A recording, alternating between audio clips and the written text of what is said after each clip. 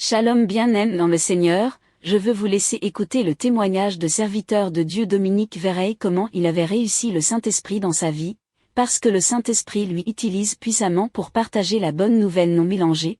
Que le Seigneur vous bénisse abondamment. Frère Dominique, vous êtes une bénédiction pour l'Église, pour tout ce que vous faites aussi pour la gloire de Dieu et dans la simplicité et l'humilité. Alors écoutons son témoignage. Le baptême du Saint-Esprit par l'imposition des mains avec le parler en langue. Depuis lors, j'ai grandi spirituellement avec lui et je me laisse guider par lui. J'ai remarqué dans ma marche pour notre Seigneur, qu'il y a des endroits propices pour que le Saint-Esprit s'exprime en moi, par exemple, quand je lis ma Bible, quand je suis seul en promenade à la campagne, dans les bois, même quand je conduis ma voiture sur une autoroute, le parler en langue vient tout seul, mais attention quand même à la conduite. Encore une fois, ce que je vous écris ne sont pas des règles. Le Saint-Esprit agit différemment avec chacun des chrétiens et c'est à chacun de savoir comment il agit en lui. Quand j'étais en Côte d'Ivoire, le Saint-Esprit m'a avisé d'événements qui allaient se produire. Un soir, je lisais le journal et j'avais lu un article concernant les pasteurs mendiants qui évangélisaient dans les rues. Et qui demandaient l'aumône par la suite. Dès le lendemain matin, Jean avait rencontré ce qui n'était pas le cas durant tout le temps de mes divers séjours. Un autre jour, une amie de mon épouse est venue nous rendre visite. Elle se plaignait que son commerce périclitait. J'ai été amenée à lui poser des questions concernant l'église qu'elle fréquentait et particulièrement si elle payait la dîme. Elle m'a répondu que oui et en plus, on lui donnait une enveloppe pour la payer. Je lui ai alors dit de prendre cette enveloppe et de la brûler et en l'invitant à fuir cette église, avec le descriptif qu'elle m'en a donné, il était certain qu'il s'agissait d'une église apostate. Elle a agi exactement comme je lui avais dit. 15 jours après, elle nous rend à nouveau visite et tout en joie, nous annonçant que son commerce avait repris vigueur. Je me souviens aussi, il y a plus de 30 ans, lorsque j'étais au début de ma conversion, d'une expérience que j'ai vécue avec des amis chrétiens lors d'une évangélisation. Je me souviens aussi, il y a plus de 30 ans, lorsque j'étais au début de ma conversion, d'une expérience que j'ai vécue avec des amis chrétiens lors d'une évangélisation à Bruxelles dans le cadre de Jeunesse en Mission. Des jeunes de toute nationalité étaient réunis dans ce but, et moi, je me suis retrouvée, seule francophone avec des Anglais. On communiquait en faisant des petits dessins. Un jour, l'un d'entre eux me dessine un policier et voulant me dire que c'était ce que j'allais devenir. Je me suis mis à rire, car en ce temps-là, j'étais un agent pénitentiaire et je lui dessinais alors un surveillant de prison avec un prisonnier derrière les barreaux. Il insista et il me redessina un policier. Et bien, quelques années plus tard, j'avais changé de métier pour devenir inspecteur de police, il avait raison et c'était bien une prophétie. Tout ceci pour vous dire qu'il n'y a pas que dans une église que l'on peut recevoir une parole de Dieu pour soi. On peut vraiment être surpris par le Saint-Esprit. Le Saint-Esprit et le parler en langue. Le parler en langue est un langage spirituel que nous ne connaissons pas et qui ne peut être appris ni compris par notre intelligence humaine. Ce nouveau langage peut être actuel, une vraie langue étrangère connue, ou bien une langue non humaine, surnaturelle, venant de Dieu, ou encore une langue des anges. Avec ce langage surnaturel, nous communiquons directement avec Dieu. 1 Corinthiens 14,2. Le Saint-Esprit donne à notre esprit un nouveau langage que la Bible appelle aussi la langue des anges. 1 Corinthiens 13. Le parler en langue est l'une des premières manifestations ou signes du baptême du Saint-Esprit que nous recevons après notre conversion. Dès lors, le Saint-Esprit remplit le croyant. Dès lors, la première chose qu'il fait est de commencer à créer le langage surnaturel dans l'esprit du croyant et ce, pour son édification personnelle. Parler en langue, c'est prier comme le Saint-Esprit nous donne de l'exprimer. C'est une prière dirigée par l'Esprit et elle empêche toute possibilité d'égocentrisme dans nos prières. La Bible nous décrit deux sortes principales de parler en langue que nous n'avons pas à confondre. Langue pour l'édification personnelle. 1 Corinthiens 14,4. La plus fréquente, il s'agit du langage surnaturel que chacun de nous reçoit quand nous sommes remplis du Saint-Esprit. Le Saint-Esprit prie à travers nous et nous pouvons ainsi prier pendant de nombreuses heures conformément à notre volonté. Dieu s'en sert pour communiquer de son esprit vers le nôtre des secrets et des mystères divins. Ça représente l'action la plus fondamentale de Dieu, elle a été établie par Dieu pour faire pour nous ce qu'aucun homme ne peut faire. Elle nous édifie en développant dans notre esprit des caractéristiques divines. La pratique de se parler en langue ne se fait donc pas en public, car elle est strictement personnelle. Langue pour l'interprétation 1 Corinthiens 14,5. Cette manifestation des langues est normalement présente pendant une réunion publique et elle est accompagnée de son interprétation par la même personne ou une autre. Elle se manifeste quand un message est adressé dans une langue inconnue et que ce message est ensuite interprété dans notre langue comme message divin pour l'Église ou une personne particulière. Il arrive que Dieu nous conduise vers l'interprétation quand nous prions dans l'Esprit. Avec les versets que je vous donne à présent, je vous confirme que le parler en langue est biblique. Marc 16 17e, voici les miracles qui accompagneront ceux qui auront cru, en mon nom, ils chasseront les démons, ils parleront de nouvelles langues. Acte 2 car, et ils furent tout remplis du Saint-Esprit, et se mirent à parler en d'autres langues, selon que l'Esprit leur donnait de s'exprimer. 1 Corinthiens 14 demi. En effet, celui qui parle en langue ne parle pas aux hommes, mais à Dieu, car personne ne le comprend, et c'est en esprit qu'il dit des mystères. Il s'agit donc bien ici du parler en langue pour l'édification personnelle. 1 Corinthiens 14 39e. Ainsi donc, frères, aspirez au don de prophétie, et n'empêchez pas de parler en langue. 1 Corinthiens décembre 2028. Et Dieu a établi dans l'Église premièrement des apôtres, secondement des prophètes, troisièmement des docteurs, ensuite ceux qui ont le don des miracles, puis ceux qui ont les dons de guérir, de secourir, de gouverner, de parler diverses langues. Acte 19 6e. Lorsque Paul leur eut imposé les mains, le Saint-Esprit vint sur eux, et ils parlaient en langue et prophétisaient. 1 Corinthiens 14/27. En est-il qui parle en langue, que 2 ou 3 au plus parlent, chacun à son tour, et que quelqu'un interprète. Il s'agit ici du parler en langue pour l'Église et donc pour l'interprétation. 1 Corinthiens 13 janvier. Quand je parlerai les langues des hommes et des anges, si je n'ai pas la charité. Je suis un airain qui résonne, ou une cymbale qui retentit. Pour parler en langue, il faut être rempli du Saint-Esprit. Il suffit de le demander avec ardeur, avec foi. Et bien souvent avec insistance et persévérance. Ne confondons pas parler en langue avec être baptisé du Saint-Esprit. Le baptême du Saint-Esprit est le fait d'être rempli, le parler en langue en est une démonstration. Il ne s'agit donc pas d'une chose que nous pouvons produire nous-mêmes, par quelques exercices, par un entraînement particulier ou par une méthode quelconque. Ce qu'il nous faut rechercher en premier c'est d'être rempli du Saint-Esprit, car c'est le Saint-Esprit qui nous donne de s'exprimer en de nouvelles langues, acte 2 car. Ce qu'il nous faut, c'est d'ouvrir notre cœur au Saint-Esprit, se soumettre à lui, en lui faisant confiance, et coopérer avec lui quand les paroles apparaissent spontanément dans notre bouche. À ce moment précis, nous devons commencer à prononcer ces mots inconnus par la foi, car ils viennent du Saint-Esprit, et ne pas croire ce que nous dira notre tête, à savoir, qu'ils viennent de nous. Ils nous sont donnés par l'Esprit de Dieu, alors que nous restons conscients de ce qui se passe autour de nous. Nous n'entrons pas dans un état second, nous ne perdons pas le contrôle. Nous sommes juste remplis de quelque chose qui demande à déborder. Quand vous recevez le Saint-Esprit, participez à ce qu'il fait en vous, en ouvrant votre bouche et en prononçant les paroles inconnues qu'il mettra dans vos organes vocaux.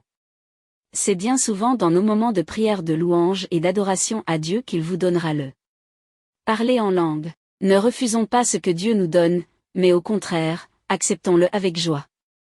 Juste un dernier mot à ce sujet, faites attention aux contrefaçons. Il n'y a pas que Dieu qui donne le parler en langue, les satanistes l'ont aussi et bien d'autres. Mais si vous suivez les conseils que je vous donne et que votre désir est d'être dans la volonté de Dieu, n'ayez crainte, vous le recevrez et le vrai venant de Dieu. Le Saint-Esprit et l'imposition des mains. Il s'agit d'un acte par lequel une personne met ses mains sur le corps d'une autre personne dans un but spirituel défini. Cet acte s'accompagne normalement de la prière, d'une parole prophétique ou des deux. À la fois. L'imposition des mains peut signifier 3 choses. La première, c'est que la personne qui impose les mains peut par ce geste transmettre une bénédiction spirituelle ou une autorité à celui qui en bénéficie.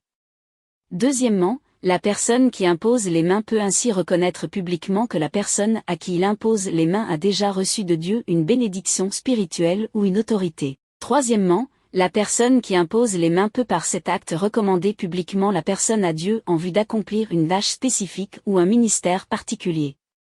Parfois, ces trois buts peuvent se combiner dans le même acte d'imposition des mains. L'imposition des mains est une pratique biblique, mais la Bible ne l'impose pas pour un ministère spirituel particulier.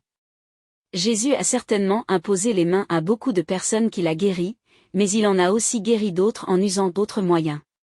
Il y a même eu des fois où il n'était pas en présence des personnes qu'il a guéries.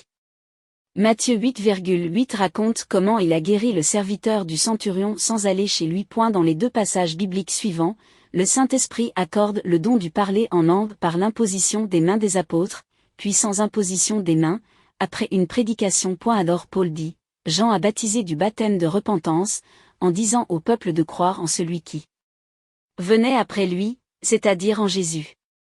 Sur ces paroles, ils furent baptisés au nom du Seigneur Jésus. Lorsque Paul posa les mains sur eux, le Saint-Esprit vint sur eux et ils se mirent à parler en langue et à prophétiser. Actes 19,4-6. Pierre parlait encore quand le Saint-Esprit descendit sur tous ceux qui écoutaient la parole.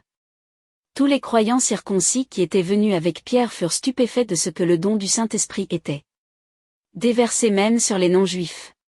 En effet, ils les entendaient parler en langue et célébrer la grandeur de Dieu. Acte 10,44-46. L'idée en 1 Timothée 5,22 n'est pas d'encourager le geste de l'imposition des mains, mais plutôt d'insister sur le fait que les responsabilités spirituelles doivent être octroyées, de quelque manière que ce soit, avec prudence, pas avec précipitation, ou sans avoir pris le temps de la réflexion. Ne pose les mains sur personne avec précipitation et ne t'associe pas au péché d'orgueil. Toi-même, garde-toi.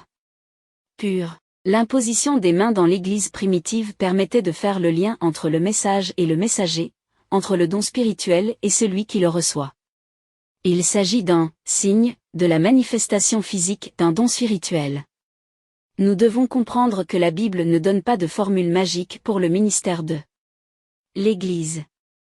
L'imposition des mains n'a aucune puissance intrinsèque, Dieu ne s'en sert que quand elle est employée conformément à sa parole. Prenons maintenant le cas des expériences du tombé dans l'esprit par l'imposition des mains. Qu'est-ce que cela peut vraiment opérer comme changement dans la vie d'un chrétien qui recherche la sanctification et la maturité spirituelle? Quel pourrait être le fruit? Dans beaucoup de cas, je n'en vois pas. J'ai assisté par le passé à des réunions ou des séminaires de personnes qui pratiquaient ce genre de choses, pendant des séances de délivrance notamment, l'imposition systématique des mains pour voir la personne tomber en arrière, signe supposé authentifier l'action de Dieu dans le corps de la personne. J'étais membre dans des églises où l'on pratiquait hebdomadairement l'imposition des mains en fin de culte. Je voyais chaque semaine toujours les mêmes chrétiens s'avancer, le pasteur leur imposait les mains et beaucoup tombaient. En fin de compte, on ne voyait aucun changement chez eux, aucune avancée particulière dans leur vie. En plus, ce que je trouvais bizarre, c'est de voir la personne tomber et aussi de voir la personne que l'on place juste derrière elle afin d'adoucir sa chute ne jamais tomber, aucune onction sur elle. N'oublions pas que notre ennemi le diable sait imiter ce que Dieu peut faire pour nous. C'est à nous d'avoir assez de sagesse, de discernement afin de distinguer ce qui vient de Dieu de ce que vient du diable. Pourquoi beaucoup de chrétiens recherchent cette sensation de tomber? Tout ce qu'on en fait, c'est du spectacle. Ne soyez plus complices. Vraiment quel attrait y a-t-il de voir des gens tomber? Ce qui est terrible aussi, c'est le manque de discrétion. Bien souvent, on n'a pas de gêne à étaler au grand jour la vie de celui qui se présente à l'imposition des mains. Tout le monde entend ce qui est dit.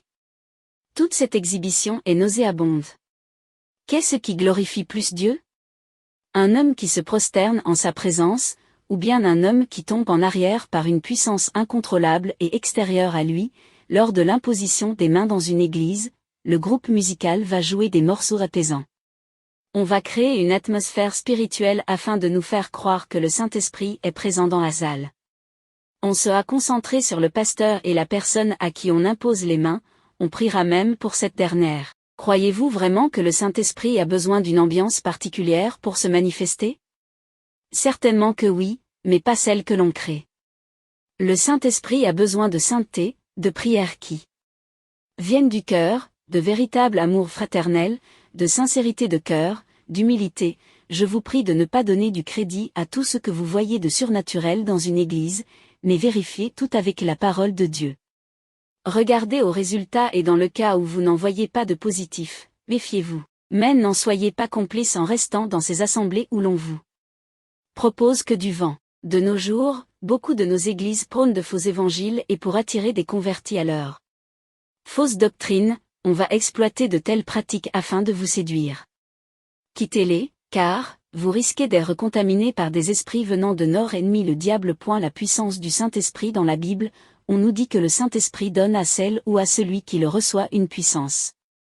Luc 24,49 Et voici, j'enverrai sur vous ce que mon Père a promis, mais vous, restez dans la ville jusqu'à ce que vous soyez revêtus de la puissance d'en haut. Actes 1,8 Mais vous recevrez une puissance, le Saint-Esprit survenant sur vous, et vous serez mes témoins à Jérusalem, dans toute la Judée, dans la Samarie, et jusqu'aux extrémités de la terre. Romains 15,19 Par la puissance des miracles et des prodiges, par la puissance de l'Esprit de Dieu, en sorte que, depuis Jérusalem et les pays voisins jusqu'en Illyrie, j'ai abondamment répandu l'évangile de Christ. La puissance du Saint-Esprit est absolument indispensable au témoignage chrétien. On peut être extrêmement doué, exceptionnellement bien formé et jouir d'une très grande expérience, néanmoins, sans puissance spirituelle, un homme demeure inefficace. Par contre, quelqu'un peut posséder un niveau intellectuel médiocre, un physique ingrat et manquer de distinction, mais s'il est revêtu de la puissance du Saint-Esprit, des foules viendront voir cet homme enflammé pour Dieu. Les disciples craintifs avaient besoin d'une puissance pour témoigner, d'une sainte hardiesse pour prêcher l'Évangile. Ils reçurent cette puissance quand le Saint-Esprit est venu sur eux. Cette promesse est aussi pour nous, aujourd'hui. Actes 4,31 Quand ils eurent prié, le lieu où ils étaient rassemblés trembla, ils furent tout remplis de l'Esprit Saint, ils disaient la parole de Dieu avec assurance. L'une des premières manifestations que la puissance du Saint-Esprit donne est de pouvoir prêcher l'Évangile de Christ, de témoigner de notre foi, avec hardiesse et assurance. Toute cette efficacité a naît de multiples conversions. Nous devons nous souvenir qu'au temps des apôtres, ces derniers vivaient sous la persécution des autorités juives, de l'autorité romaine, et parfois même d'une certaine catégorie de la population, par exemple des artisans qui fabriquaient des statues. La puissance du Saint-Esprit se vérifie par l'efficacité de son action. Toutefois, veillez bien à ce que ce soit le réel Saint-Esprit qui agit. Ce présent ouvrage vous donne à ce sujet les vérités bibliques et les mensonges. Dans nos églises, dans nos réunions spirituelles, voyons-nous cette puissance se manifester? Conduit-elle à des changements d'attitude, de comportement des auditeurs? Est-ce que de multiples conversions s'opèrent? Dans le cas où les réponses sont négatives, c'est que le prédicateur, l'enseignant, le pasteur, n'ont pas de puissance du Saint-Esprit et je pense que c'est le cas de beaucoup d'entre eux.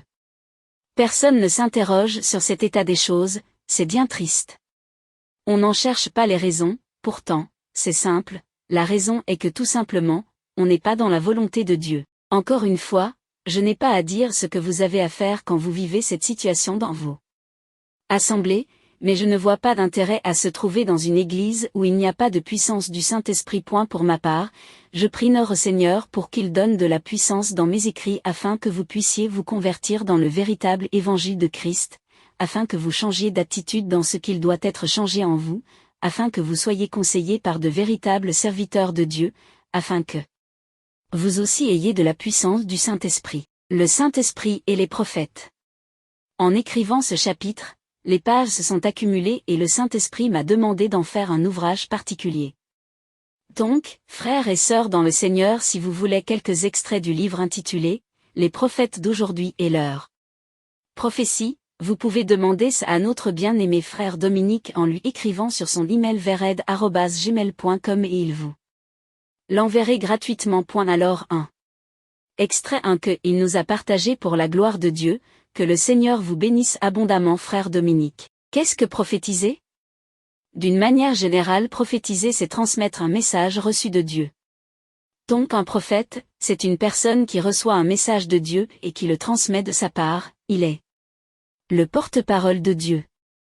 Qu'est-ce que la prophétie? C'est une communication inspirée par l'Esprit de Dieu et exprimée par celui qui la reçoit. L'apôtre Pierre définit ainsi l'action de prophétiser.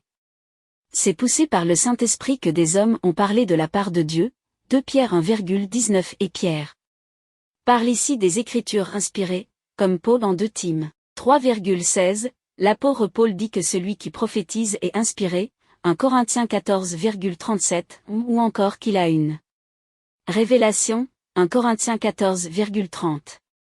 Au départ du processus de la prophétie, il y a donc une inspiration, ou une révélation, du Saint-Esprit. De toute façon, quelle que soit la forme de réception du message de Dieu, il est reçu pour être transmis. C'est la fonction du véritable prophète. Le prophète est aussi bien celui qui exerce le ministère que celui qui reçoit simplement le don. Celui qui prophétise parle aux hommes de la part de Dieu sous l'inspiration de l'Esprit Saint, ce qui ne veut pas dire qu'à chaque fois que quelqu'un parle de Dieu ou de l'Évangile, il prophétise. Nous pouvons parler par prophétie, mais aussi par la prédication, le témoignage, par connaissance, par enseignement, un corps. 14,6, le don de prophétie est cité parmi les dons importants, nous lisons en un corps. 14 janvier à 5, recherchez la charité. Aspirez aussi au don spirituel, mais surtout à celui de prophétie. En effet, celui qui parle en langue ne parle pas aux hommes, mais à Dieu, car personne ne le comprend, et c'est en esprit qu'il dit des mystères. Celui qui prophétise, au contraire, parle aux hommes, les édifie, les exhorte, les console. Celui qui parle en langue s'édifie lui-même, celui qui prophétise édifie l'Église. Je désire que vous parliez tous en langue, mais encore plus que vous prophétisiez. Celui qui prophétise est plus grand que celui qui parle en langue, à moins que ce dernier n'interprète. Pour que l'Église en reçoive de l'édification, le don de prophétie est important dans l'Église car il est utile pour son édification. Le Saint-Esprit nous l'accorde dans ce but et nous ne devons pas le négliger. N'éteignez pas l'Esprit. Ne méprisez pas les prophéties, Indes 5,19, ne néglige pas le don qui est en toi, et qui t'a été donné par prophétie avec l'imposition des mains de l'Assemblée des Anciens, 1 Timothée 4,14, il est important parce qu'il est un des moyens par lequel Dieu nous parle, nous édifie, nous exhorte, nous console, nous instruit. Extrait 2, l'Éternel est vivant. J'annoncerai ce que l'Éternel me dira. Il y a toujours eu des faux prophètes qui s'introduisent parmi le peuple de Dieu, et ils sont toujours parmi nous, que ce soit des personnes qui donnent leurs propres pensées ou d'autres qui parlent sous l'inspiration des mauvais esprits. De nos jours il y a une recrudescence de séducteurs. Nous devons donc être vigilants. Il y a eu parmi le peuple de faux prophètes, et il y aura de même parmi vous de faux docteurs, qui introduiront des sectes pernicieuses, et qui, reniant le maître qui les a rachetés, attireront sur eux une ruine soudaine, 2 Pierre 2,1. Leur comportement est toujours le même, et ces prophètes ont pour eux des enduits de plâtre, de vaines visions, des oracles menteurs, ils disent, ainsi parle le Seigneur, l'Éternel. Et l'Éternel ne leur a point parlé, Ézéchiel 22,28.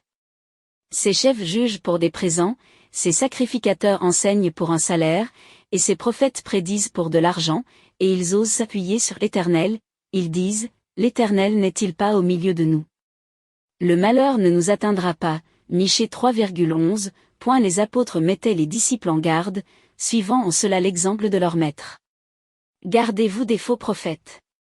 Ils viennent à vous comme des brebis, mais au-dedans ce sont des loups ravisseurs, Matthieu 7,15.